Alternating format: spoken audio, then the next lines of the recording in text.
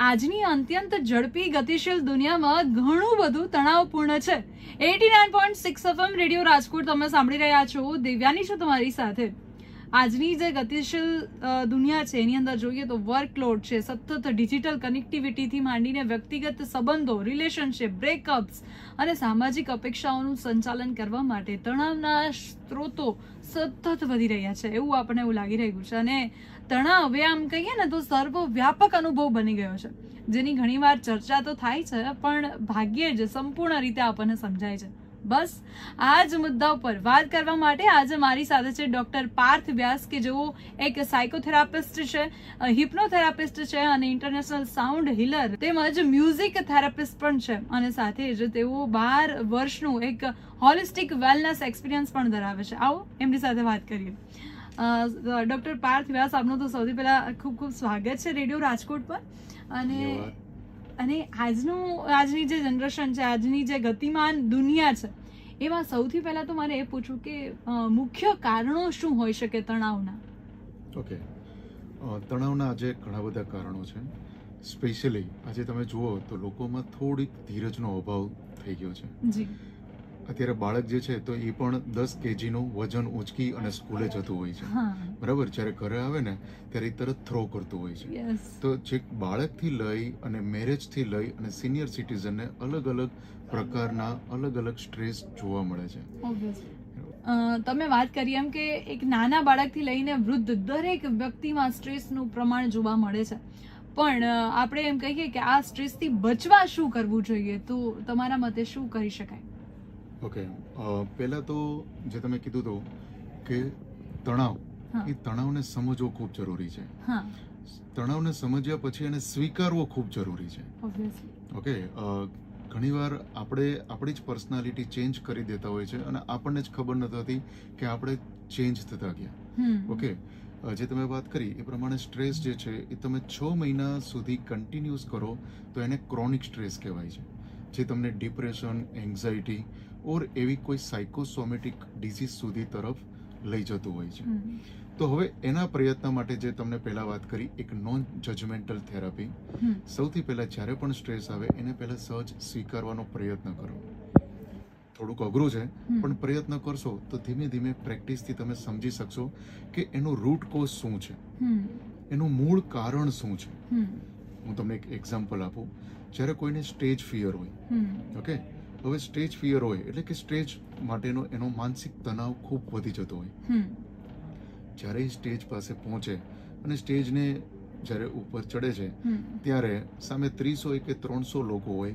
ધીમે ધીમે આપણે જોયું હશે કે એના બંને હાથોમાં ધ્રુજારી આવે, પગોમાં ધ્રુજારી આવે, ટિંગલિંગ સેન્સેશન થાય, બટરફ્લાય ઇફેક્ટ, થ્રસ્ટી ફિલિંગ અને છેલ્લે સ્ક્રિપ્ટ ભૂલી જાવી. રાઈટ? તો આ જે સિમ્ટમ્સ તમને જોવા મળ્યા, એ સિમ્ટમ્સ શું છે? That is a part of stress. એનું મેનિફેસ્ટેશન છે. તમારા બોડીમાં સાયકોલોજીકલ રિએક્શન દેખાણું. અને હવે જ્યારે તમને કહેવામાં આવે કે ચલો હવે તમે બેસી જાઓ તમારી જગ્યાએ, you feel so comfortable, so happy. તો આપણે ક્યારેય વિચાર્યું કે એ 2 મિનિટની સાયકલ, જે 2 મિનિટની પ્રોસેસમાં આપણા બોડીમાં શું એવા સિમ્ટમ્સ જનરેટ થયા? આપણે સ્વીકારી લીધું, ઓકે મને સ્ટેજ ફિયર છે. એકચ્યુઅલી એ સ્ટેજ ફિયર એકચ્યુઅલી જે સૌથી પહેલા તમારા બાળપણમાં જ્યારે તમે કોઈ સ્ટ્રેસ લીધો હતો એનું મેનિફેસ્ટેશન છે. જ્યારે બાળપણમાં તમે કોઈક એક્સપ્રેસ કરવા માંગો છો, તમે કોઈક એક્ઝામમાં એપિયર થવા ગયા, તમે કોઈ ક્વેશ્ચન રાઇઝ કરી અને પ્રયત્ન કર્યો અને તમને ટોકવામાં આવ્યા, ઇન્ટરપ્ટ કરવામાં આવ્યા, ત્યાં જ તમારી એક્સપ્રેશનમાં ડિસ્ટર્બન્સ આવ્યું. ત્યાંથી લઈને બાળપણમાં આ વસ્તુ કેરી ફોરવર્ડ થતી હોય. પછી એક ટાઈમ પછી આ રીતના સ્ટ્રેસ તમારા બોડીમાં અલગ અલગ જગ્યાએ પ્રોગ્રામિંગ કરતું હોય છે. તો એક જે તમને કીધું નોન જજમેન્ટલ, એમને સ્વીકારો, એમને વિચારવાનો પ્રયત્ન કરો કે આજે મને આને લીધે સ્ટ્રેસ આવ્યો છે તો હવે હું એના ઉપર શું કરી શકું. બરાબર છે? આપણે નોર્મલી સ્ટ્રેસ આવે એટલે સ્ટ્રેસને ઇમિડિયેટલી એક્શનમાં રિએક્શન આપી દેતા હોય છે. તો હવે થોડુંક પોઝ કરો, take a break. Okay, stress આવ્યો છે તો તમે એટલીસ્ટ 5 થી 10 મિનિટ આંખો બંધ કરીને બેસી શકો. ઓકે, એની ઉપર વિચારી શકો કે મને કઈ વસ્તુને લઈને સ્ટ્રેસ આવ્યો છે. એના રૂટ કોઝ સુધી પહોંચવાનો પ્રયત્ન કરો. તમે જોજો તમને કોઈ દવાની જરૂર નથી, તમે કોઈ થર્ડ પાર્ટી સર્ટિફિકેટની જરૂર નથી, તમે કોઈ માણસની પણ જરૂર નથી. તમે જ તમારા મનને સમજવાનો પ્રયત્ન કરો. તો અહીંયા આવ્યું તમારું મન. અલ્ટિમેટલી જે પણ સ્ટ્રેસ છે એનું મૂળ કારણ આપણા મનમાં છુપાયેલું છે. ઓકે, તો મનને કામ કરો. મનમાં જે રાગ, ક્રોધ, મંદ, મોહ, લોભ, આ જે વિકારો છે, આ બધા જ વિકારોનું મેનિફેસ્ટેશન આપણું સ્ટ્રેસ છે. એક તમને વાત કરી નોન જજમેન્ટલ, બીજું તમને કીધું સેલ્ફ એક્સેપ્ટન્સ, ખુદને જેવા જેવા સ્વીકારો. સ્ટ્રેસ આવ્યો તો આવ્યો, ઇટ્સ ઓકે. આપણે કોઈ એક જ છે, લાઈફમાં ઘણા બધા લોકોને સ્ટ્રેસ આવે છે. તો જેવા છે એવા ખુદને સ્વીકારો. સ્ટ્રેસ આવવાના જે પરિબળ છે એને પણ સ્વીકારો. સ્ટ્રેસને લીધે જે પરિસ્થિતિનું નિર્માણ થયું એને પણ સ્વીકારો. થોડુંક અઘરું છે, પણ પ્રેક્ટિસ કરતા જશો તો તમને આ વસ્તુ ઈઝી થઈ જશે. ડોક્ટર પાર્થ, તમે સત્વ વાઇબ સેન્ટર પણ આપ ચલાવી રહ્યા છો, તો એ વિશે થોડી માહિતી આપો. ચોક્કસ. અમે લોકો અહીંયા અલગ અલગ અલ્ટરનેટિવ થેરાપીઝ ની ટેકનિક્સ ઓફર કરીએ છીએ, જેમાં અમારી પાસે ઘણા બધા એવા સાયકોસોમેટિક પેશન્ટ્સ આવતા હોય છે, જેને ડિપ્રેશન હોય, એન્ઝાઇટી હોય, ઇન્સોમેનિયા હોય. આજે તો બાળકોમાં જોવા મળ્યું છે. તો અમારે ઘણા બધા સ્ટુડન્ટ્સ પણ આવતા હોય છે. ઘણા લોકો અજાણતાથી ડ્રગ્સ એડિક્ટેડ થઈ ગયેલા છે, તો એમને ખબર નથી હોતી કે they are going on a wrong track. Okay, તો એ ટાઈપના લોકો જે આવે છે એમનો અમે લોકો સાયકોલોજીકલ ઇન્ટરવેન્શન કર્યા પછી એમને અલગ અલગ 31+ ડિફરન્ટ ઇન્ટરનેશનલ થેરાપીઝ અને ટેકનિક્સ છે એ અમે એમને ઓફર કરતા હોઈએ છીએ. અલગ અલગ મોડ્યુલ્સ ઓફર કરતા હોય છે. એમની માઇન્ડસેટની પેટર્ન સમજવામાં એમને મદદ કરતા હોય છે. ઘણીવાર આપણને ખુદને જ નથી ખબર હોતી કે આપણું પોટેન્શિયલ કેટલું છે, પણ કારણ કે કોઈ સ્ટ્રેસ આવ્યું, કોઈ ડિપ્રેશન આવ્યું, કોઈ આપણને કંઈક નાની પણ વસ્તુ કહી દીધી અને આપણે લાઈફથી હારી જતા હોય છે. તો એનું મૂળ કારણ સુધી પહોંચવું બહુ જરૂરી છે. તો અમે એમના મૂળ કારણ સુધી પહોંચવાનો પ્રયત્ન કરતા હોય છે કે એમનું મૂળ કારણ ક્યાં છે, એનું રૂટ કોઝ સમજી અને એમાંથી એનું પ્રોગ્રામિંગ એને રિલીઝ કરાવવું. એક એક્ઝામ્પલ આપું. આપણે એક નાનું એવું બીજ છે, તો એ બીજ આપણે જ્યારે જમીનમાં બોઈએ છીએ તો આપણે શું કરીએ છીએ? શું એને ઉપર જ મૂકી દઈએ છીએ? નહીં. આપણે શું કરીએ છીએ? ખાડો બનાવીએ. ખાડો બનાવી છેક જેટલું થઈ શકે એટલું ઊંડાણમાં એ બીજને મૂકવાનો પ્રયત્ન કરશું. મૂક્યા પછી શું કરશું? પરિવાર પાછું માટી એના ઉપર નાખી દઈશું, પાણીનું સિંચન કરી, પાણી એડ કરશું, વાડો બનાવશું અને પેશન્સ ઇઝ ધ કી. ધીરજ રાખશું. બરાબર છે? તો આપણને આમાં રિઝલ્ટ સારા મળે છે. પણ હવે આ જ વસ્તુ હું એમ કહું કે આપણે બીજ ઉપર જ મૂકી દઈએ તો તમને જોઈએ એટલું રિઝલ્ટ નહીં મળે. તો એની માટે મનને સમજવા માટે અને આ ટાઈપના સાયકોલોજીકલ એક્ટિવિટીને કામ કરવા માટે મનના અલગ અલગ સ્તરની અંદર ઊંડાણમાં જવું ખૂબ જરૂરી છે, જેને હિપ્નોથેરાપી પ્રોસેસ દ્વારા અમે લોકો કામ કરતા હોય છે. હવે એની વાત કરીએ તો આપણા કોન્શિયસ અને સબકોન્શિયસ એવા બે મન છે. બરાબર છે? અત્યારે આપણે વાતો કરીએ છીએ તો એક લોજિકલ પાર્ટ પણ ચાલુ છે, પણ જ્યારે આપણે ડીપ સ્ટેટમાં જઈએ, જેને ટ્રાન્સ અવસ્થા કહેવાય છે, ત્યારે તમે એક અર્ધનિંદ્રા અવસ્થામાં આવી ગયા હો. આજે અર્ધનિંદ્રા અવસ્થામાં જે મેં તમને બીજની વાત કરી, સેમ બીજનું આરોપણ આપણે અર્ધનિંદ્રામાં સબકોન્શિયસ સ્ટેટમાં કરવાનું હોય છે. અને જ્યારે એ અવસ્થામાં જ્યારે તમે એનું બીજનું આરોપણ કરો, તમને ખૂબ સારા રિઝલ્ટ મળતા હોય છે. તો આ રીતના અલગ અલગ એક્ટિવિટી કરાવતા હોઈએ છીએ. બીજું, એમને વધારે પડતું અમે સેલ્ફ લેસ એક્ટિવિટીમાં પણ પ્રમોટ કરવાની એક્ટિવિટી કરાવતા હોય છે. ઘણીવાર આપણે ઘણી બધી વસ્તુને છોડી નથી શકતા. ઓકે, તો લેટ ગો માં ઘણો બધો પાવર છે. ઓકે, આ મારું છે, આ મારું છે, આ શક્તિ. તો એક નોન ડિટેચમેન્ટ થેરાપી કામ કરતી હોય છે. ભગવદ્ ગીતામાં બહુ ડિટેલમાં આમની વિશે વાત કરી છે. ઓકે, તો જેમ આજે આપણે જોવા જઈએ કે જ્યારે આપણે મુસાફરી કરતા હોય અને આપણે પ્લેનમાં બેઠા હોય, તો પ્લેનમાં જ્યારે આપણે બેસીએ છીએ તો શું આપણે પાયલોટને પૂછવા જઈએ છીએ કે ભાઈ બરાબર ચલાવજે? બીકોઝ આપણને પૂરી શ્રદ્ધા છે. આપણે બસમાં બેસીએ છીએ, ટ્રેનમાં બેસીએ છીએ, વી આર એબ્સોલ્યુટલી સેફ. તો શું છે, ભગવાન આ દુનિયા ચલાવે છે, કેમ આપણને એટલી શ્રદ્ધા એના ઉપર નથી? ભગવદ્ ગીતામાં એક સરસ મજાની વાત કરી છે, તું કરતા વો હે જો તું ચાહતા હે, પર હોતા વો હે જો મેં ચાહતા હું. તું वो कर जो मैं चाहता हूँ फिर होगा वही जो तू चाहता है. Yes yes definitely. તો આપણે એમના ઉપર પણ પૂરી શ્રદ્ધા રાખીએ તો એ જે શ્રદ્ધાનું પોષણ છે એ કેમ વધારવું એમની ઉપર અમે લોકો ઘણું બધું સાયકોલોજીકલ વર્કઆઉટ કરાવતા હોય છે અને અમને ખૂબ સારા એમાં રિઝલ્ટ મળતા હોય છે. ડોક્ટર પાર્થ, તમે હમણાં જ વાત કરી ભગવદ્ ગીતાની, તો મને એવું ક્યાંક લાગે છે કે આપણું લિટરેચર છે એ આ વસ્તુ સાથે ક્યાંક કનેક્ટ છે, તો એ વિશે થોડી માહિતી આપશો. યસ, આપણા પુરાણોમાં તમે સ્પેશિયલી જોશો તો જે 4 વેદો છે, બરાબર, વેદ, તો ચારેય વેદોમાં આપણા અને પતંજલિ યોગા સૂત્રોમાં અત્યારે જે સાયકોલોજીકલ ઇન્ટરવેન્શન અને જે રોગ વધતા જાય છે એના મૂળ કારણો અને એના સોલ્યુશન ઓલરેડી આપેલા છે. એમાંનું એક જ વાત યોગા. આજે 2015માં જ્યારે શ્રી નરેન્દ્ર મોદીએ યોગાને ઓફિશિયલી ઇન્ટરનેશનલ યોગા ડે તરીકે 21 જૂનમાં ડિક્લેર કર્યો, ત્યારે આખા ઇન્ડિયાથી લઈને વર્લ્ડમાં ખબર પડી કે યોગા જેવી આવી એક થેરાપી પણ છે.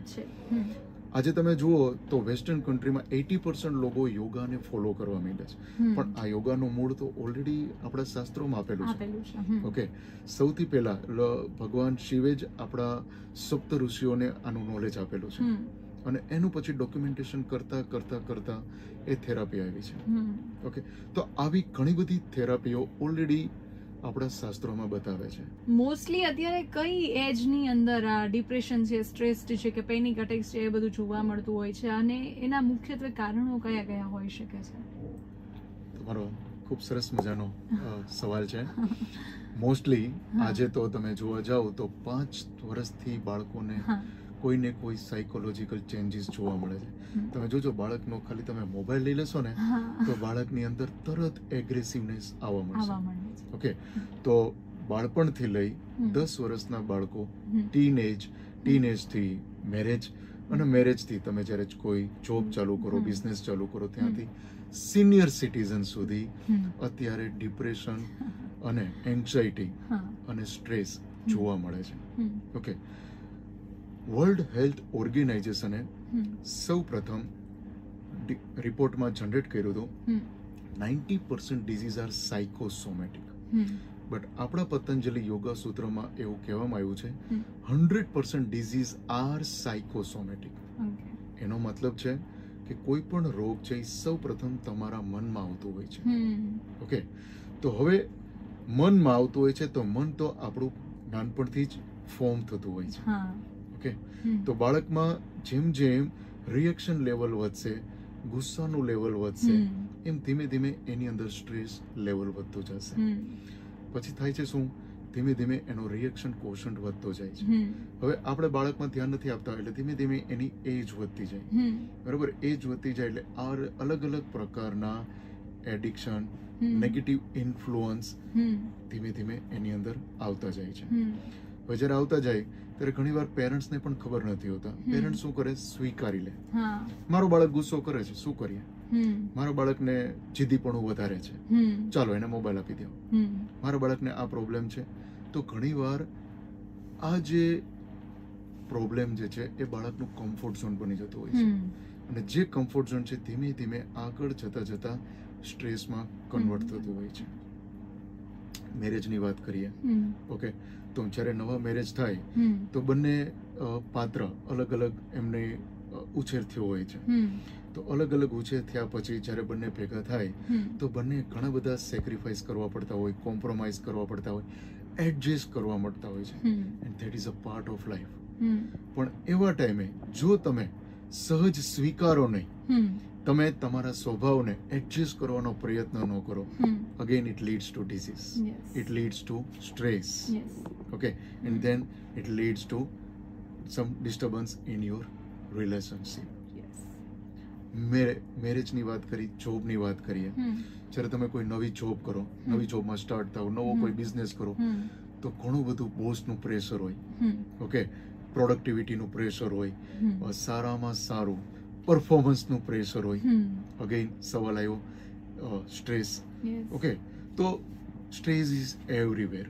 સ્ટુડન્ટ્સની વાત કરો તો સ્ટુડન્ટ આજે 10મા અને 12મા ધોરણના સ્ટુડન્ટ્સ તમે જુઓ તો અગેન પેરેન્ટ્સનું પ્રેશર, ટીચર્સનું પ્રેશર, કમ્પેરિઝનનું પ્રેશર, માર્ક્સ લાવવાનું પ્રેશર, માર્ક્સ લાવ્યા પછી સારામાં સારી જગ્યાએ એડમિશન લાવવાનું પ્રેશર, એવરીવેર. તો પ્રેશર બધી જગ્યાએ છે, પણ એ પ્રેશર ને તમે પોઝિટિવ સ્ટ્રેસમાં જો તમે કન્વર્ટ કરો ધેન ઇટ ઇઝ ગુડ. પણ જો આ પ્રેશર નેગેટિવ પ્રેશરમાં કન્વર્ટ થયું તો બની શકે કે તમે કોઈ ખોટા ટ્રેકમાં જઈ શકો. બીજી વાત કરીએ રિટાયરમેન્ટ. ઓકે, તો અત્યારે તમે જુઓ તો રિટાયરમેન્ટ થયા પછી એકચ્યુઅલી રિટાયરમેન્ટ વર્ડ્સ એ as per my terms it's a negative terms. ઘણીવાર લોકોને લાગતું હોય હવે હું રિટાયર થઈ ગયો, પણ શું તમે અંદરથી રિટાયર થાવ છો ક્યારે? રિટાયર ત્યારે જ થવાય જ્યારે તમે મનથી વિચારી લો તમે રિટાયર થઈ ગયા છો. ઓકે, તો સૌ પ્રથમ તમારે સમજવાનું છે કે માઇન્ડને તમે એપ્લાય ન કરો કે તમે રિટાયર થઈ ગયા.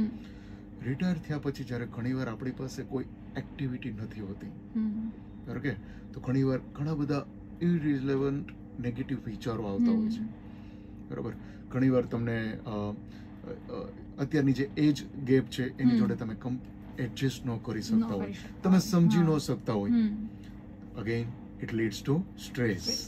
ઓકે, અને જેમ જેમ તમારો સ્ટ્રેસ ક્રોનિક સ્ટ્રેસમાં વધે ઇટ લીડ્સ ટુ ડિસીઝ, જે આપણે વાત કરી.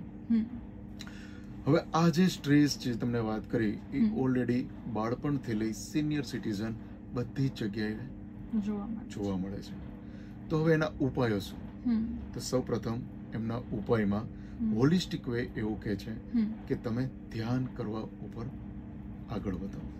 તમે તમારી જાતને સમજવાનો પ્રયત્ન કરો, સ્ટ્રેસને સમજવાનો પ્રયત્ન કરો. તમને જે ગમતું હોય એવી અલગ અલગ એક્ટિવિટી કરવાનો પ્રયત્ન કરો. નેચર જોડે કનેક્ટ થાઓ.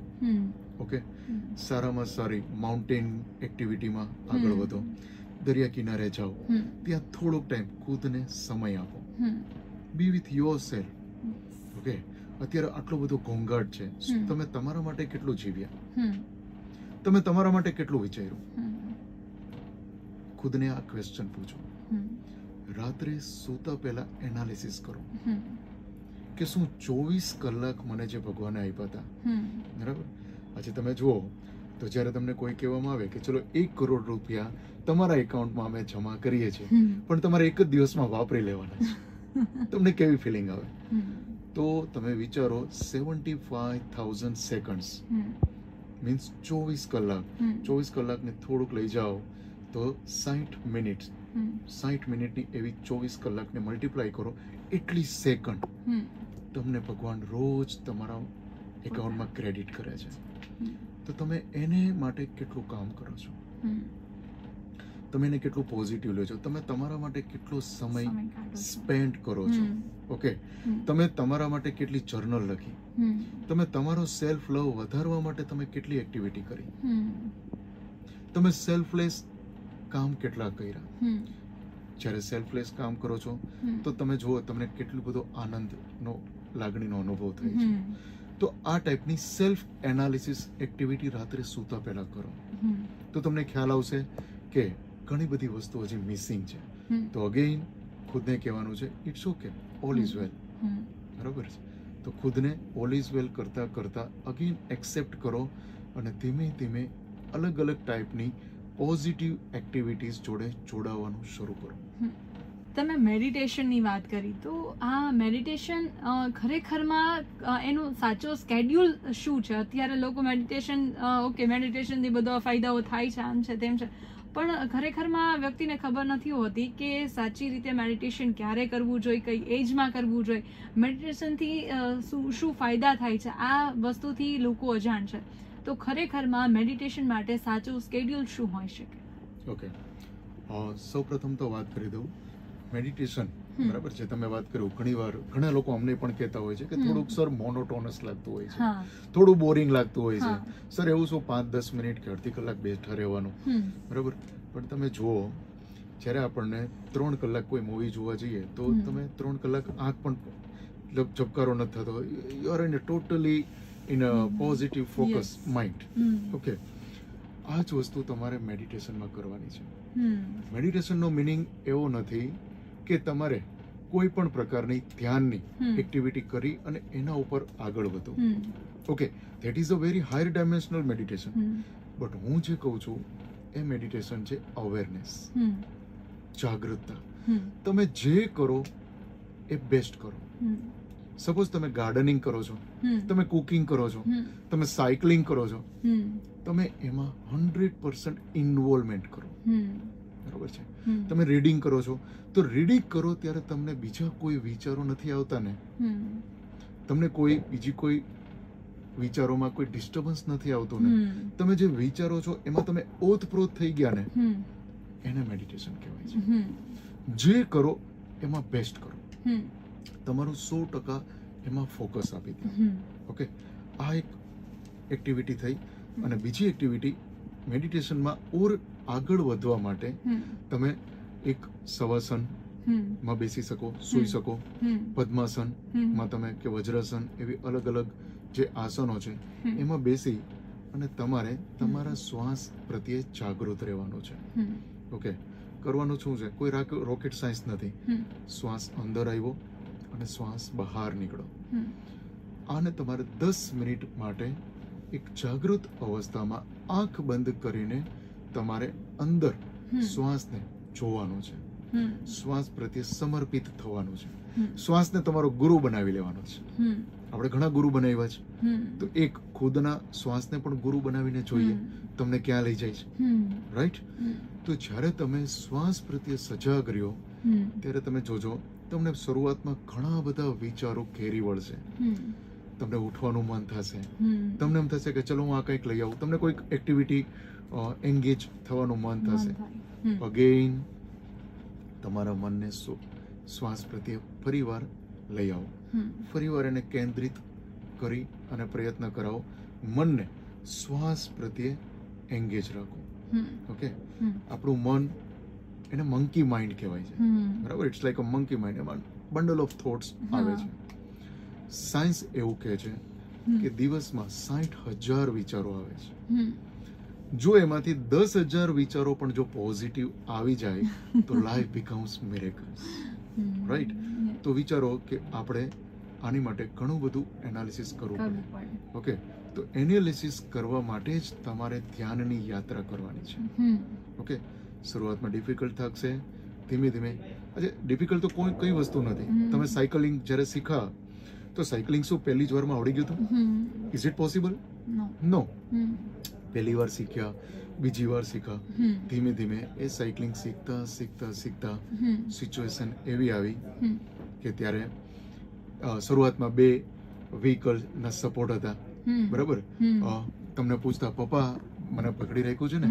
અને પપ્પા કહેતા, યસ બેટા, તને પકડેલું છે, ડોન્ટ વરી, જસ્ટ કન્ટિન્યુ. ધીમે ધીમે એક વ્હીલ કાઢી નાખ્યું, એમ કરતા કરતા બીજો વ્હીલ કાઢ્યો. પછી પપ્પા મને પકડી રાખ્યું છે ને? યસ, પકડી રાખ્યું છે બેટા. તમે પાછળથી પકડતા, પછી તમે છોડી દેતા પણ તમે બાળકને કહેતા, બેટા પકડી રાખ્યું છે. યસ, એક ટાઈપ કરતા કરતા પડતા પડતા સાયકલિંગ આજે આવડી ગઈ. સો હવે તમને આજે સિનિયર થઈ ગયા કે એક એજ પછી પણ શું સાયકલ ફૂલાય છે? નો. કારણ કે તમારા મનનું પ્રોગ્રામિંગ થઈ ગયું. સેમ એ જ રીતે મનને આપણે કેળવણી કરવાની છે, એની ટ્રેનિંગ આપવાની છે, શ્વાસ પ્રત્યે સજાગ રહેવાની. તો ધીમે ધીમે જ્યારે તમે શ્વાસ પ્રત્યે સજાગ રહેશો, મનમાં ઉતરશો, અને 10 મિનિટ, હું તો તમને એમ કહું છું કે તમે સ્ટાર્ટ વિથ 1 મિનિટ, એ તો કરી શકો. ઓકે, 60 સેકન્ડ આંખ બંધ કરો, અંદરની યાત્રા કરો, 1 મિનિટમાં બહાર આવી જાઓ.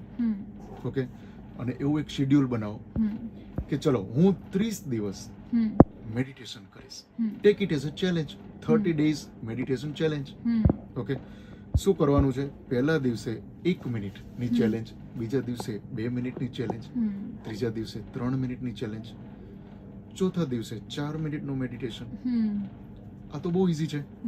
યસ, 5મા દિવસે 5 મિનિટ, અને એમ કરતા કરતા જ્યારે 30મો દિવસ આવે 30 મિનિટની ચેલેન્જને લ્યો અને જો તમને શું લાગે છે એનું એનાલિસિસ કરો. ઓકે, અને તમે જ તમારા લીડર બનો, તમે જ તમારા ગુરુ બનો, અને જુઓ કે તમારી અંદર આંતરિક બદલાવ કેટલો આવે છે. બીજી એક વસ્તુ, વાત તમને આમાં એડ કરી દઉં. મેડિટેશન કરવાના એમ્પલ ઓફ બેનિફિટ્સ છે.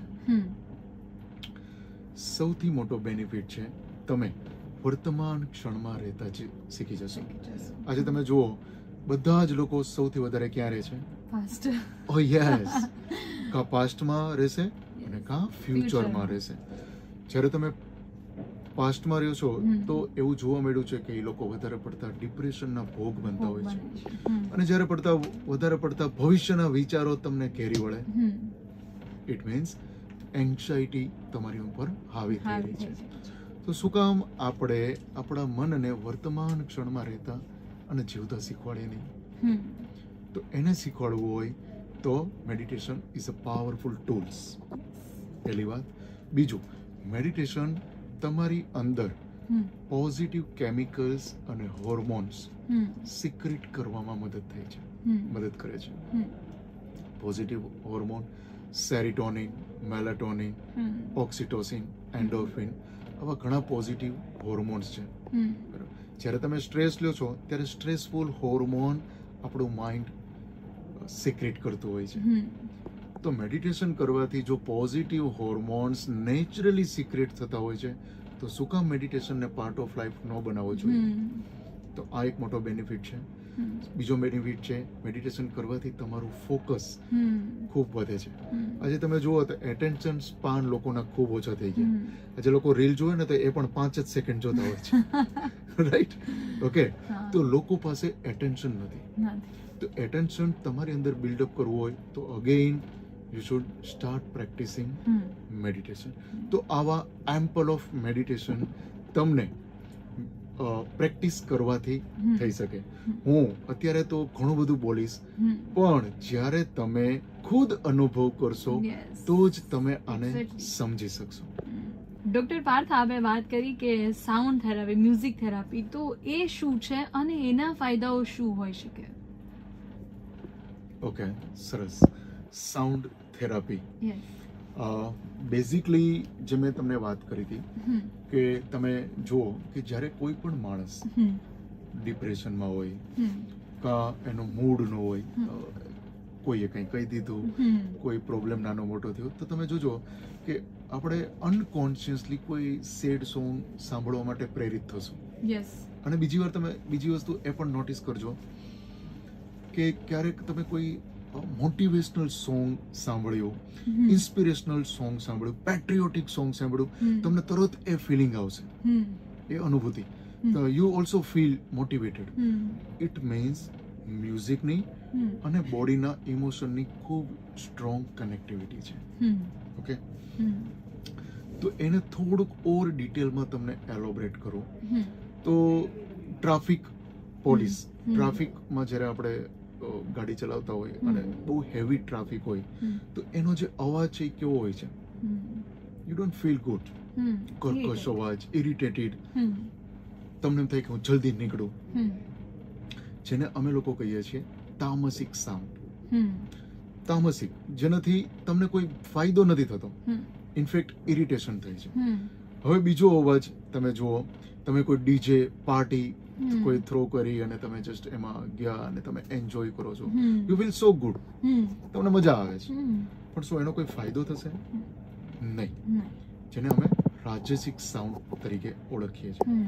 રાજસિક સાઉન્ડ કે તમને મજા આવી, બરાબર, તમારા બોડીને મજા આવી, માઇન્ડને મજા આવી, યુ ફીલ ગુડ, બટ એનું કોઈ ટ્રાન્સફોર્મેશન નહોતી. હવે એક એવી સિચ્યુએશન વિચારો, સરસ મજાના મંદિરમાં તમે ગયા, સરસ મજાના ઢોલ નગારા, આરતી થાય છે, તમને કેવી લાગણીનો અનુભવ થશે? એ 5 મિનિટ પણ તમે ત્યાં રહ્યા, શું એ 5 મિનિટમાં ક્યાંક મનમાં પરિવર્તન થશે કે નહીં? એબ્સોલ્યુટલી થશે. તમે જોજો. અને જે રેગ્યુલર જતા હશે આ ટાઈપની આરતીમાં, મંદિરોમાં, એમને તરત એનામાં ચેન્જીસ જોવા મળશે. તમારા મનમાં જે વધારે પડતા વિચારો આવશે ને એ ઓછા થવા લાગશે. તમે ઓબ્ઝર્વ કરજો, જ્યારે આરતી ચાલતી હશે ને તમને કોઈ નેગેટિવ વિચારો નહીં આવે, જેને સાત્વિક સાઉન્ડ કહેવામાં આવે છે. તો સાઉન્ડ થેરાપીનો જે કન્સેપ્ટ છે, એનું જે મૂળ છે એ સાત્વિક સાઉન્ડ જોડે કનેક્ટેડ છે. ઓકે, તો સાત્વિક સાઉન્ડ ને અમે લોકો બેઝિકલી અલગ અલગ ટાઈપના ઇન્સ્ટ્રુમેન્ટ છે. એ ઇન્સ્ટ્રુમેન્ટમાંથી અલગ અલગ ટાઈપની ફ્રીક્વન્સી અને વાઇબ્રેશન એમિટ થતા હોય છે. એ જે એમિટ થતા હોય છે એ આપણા બોડીની અંદર ડીપ ઇન્ટ્રાસેલ્યુલર મેમરીઝમાં અફેક્ટ કરતા હોય છે. ઓકે, આમાં હું થોડીક યોગાની વાત તમને કરું. એઝ પર પતંજલિ યોગા સૂત્ર આપણા ટોટલ 5 શરીર છે. ઓકે, આ થોડોક વિષય થોડોક ટેકનિકલ છે, બટ ઘણી બધી વસ્તુ આમાં છુપાયેલી છે, તો હું તમને ડિટેલમાં લઈ જાઉં. 5 બોડી જે છે, આપણું જે બોડી અત્યારે જે દેખાય છે એ બોડી આપણું સોલિડનું બનેલું છે, માસ છે, જેને અન્નમય કોષ તરીકે ઓળખવામાં આવે છે. પણ હજી એનાથી તમે અંદર ઉતરો તો છે પ્રાણમય કોષ. તમે પણ સાંભળ્યું હશે કે આપણી 72,000 નાડીઓ છે, ઈડા, પિંગલા, સુષુમ્ના, 7 ચક્રો છે. તો આ બધી જ વસ્તુ આપણા અન્નમય કોષમાં આવેલી છે. એનાથી થોડાક આગળ જાઓ તો મનોમય કોષ છે. આજે જે મનની ઉપર ઘણા બધા સેમિનાર, વર્કશોપ થાય છે, એ ઓલરેડી મનોમય કોષ તરીકે આપણા વેદમાં ઓલરેડી એનું મેન્શન કરેલું છે. એને મનોમય કોષ કહેવામાં આવે છે. એનાથી આગળ જાઓ તો જ્ઞાનમય કોષ, ઇન્ટેલેક્ચ્યુઅલ માઇન્ડ, બરાબર. અને એનાથી આગળ જાઓ તો ધેટ ઇઝ અજ્ઞાનમય કોષ ટુ આનંદમય કોષ, બ્લિસફુલ માઇન્ડ. શ્રી શ્રી રવિશંકર સદગુરુ, જો પણ સ્પિરિચ્યુઅલ લીડર તમે જુઓ, they are always in a blissful mood. તમને એના મોઢા ઉપર ક્યારેય કોઈ પણ ટાઈપની કરચલીઓ કે કોઈ ડિપ્રેશન કે એવું જોવા નહીં મળે. They are always carry a smile. તો આ સ્માઇલ ક્યાંથી આવે છે? Because they are touch with this beautiful blissful body, આનંદમય કોષ. તો જ્યારે આ 5 બોડીનું ઇન્ટિગ્રેશન કરવું હોય તો sound therapy is a wonderful tools. Okay, તમારી અંદર એક અલગ સાઉન્ડ હિલિંગના વાઇબ્રેશનને એમિટ કરવામાં આવે છે. અને જેમ જેમ ડીપ ઇન્ટ્રાસેલ્યુલર મેમરીઝમાં જાય ત્યારે આપણી અંદર જે જાણતા કે અજાણતા એવા કોઈ ઇમોશનલ રેઝિસ્ટન્સ રહી ગયા, કોઈ સાયકિક ઇમ્પ્રેશન રહી ગઈ, કોઈ ટ્રોમા, બરાબર, કોઈ ઇન્સિડન્ટ રહી ગયા, એની જે ઇમેજ છે, એના જે પ્રોગ્રામિંગ છે, એ પ્રોગ્રામિંગ વાઇબ્રેશનના ફોર્મમાં સાઉન્ડ થેરાપી થ્રુ એને એમિટ કરવામાં આવે છે. એવું કહેવાય છે અને સાયન્સમાં પણ લખેલું છે, sound can travel faster than light.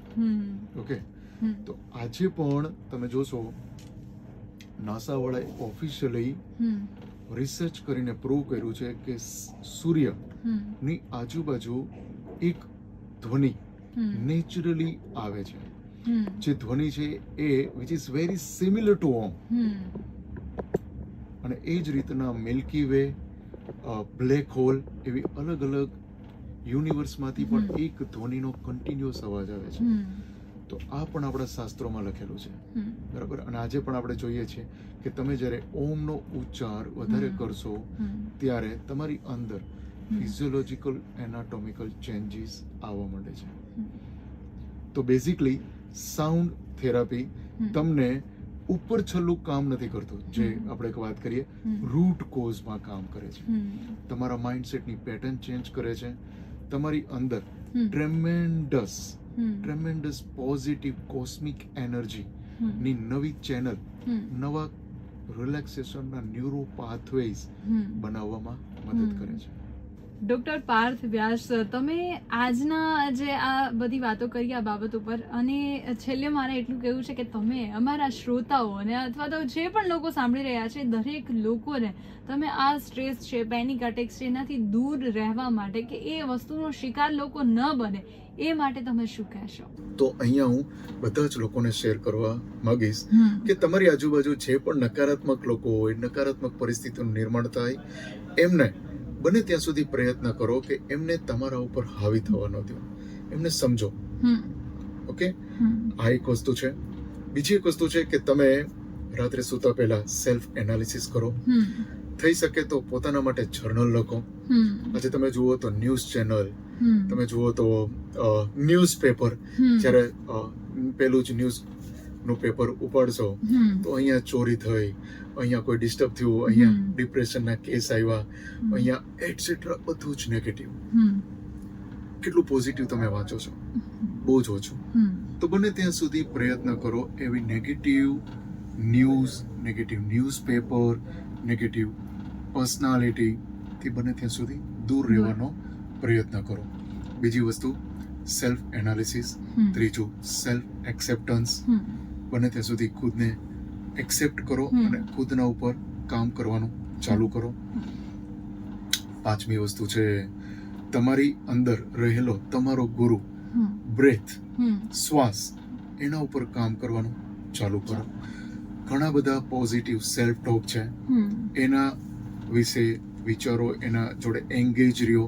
Positive self talk ને તમારી જોડે ઇન્ટિગ્રેટ કરો. બરાબર? એવા લોકોની નજીક જાઓ જેનાથી તમને કોઈક પ્રેરણા મળે, કોઈક પોઝિટિવ એનર્જીની એક્સચેન્જ થાય.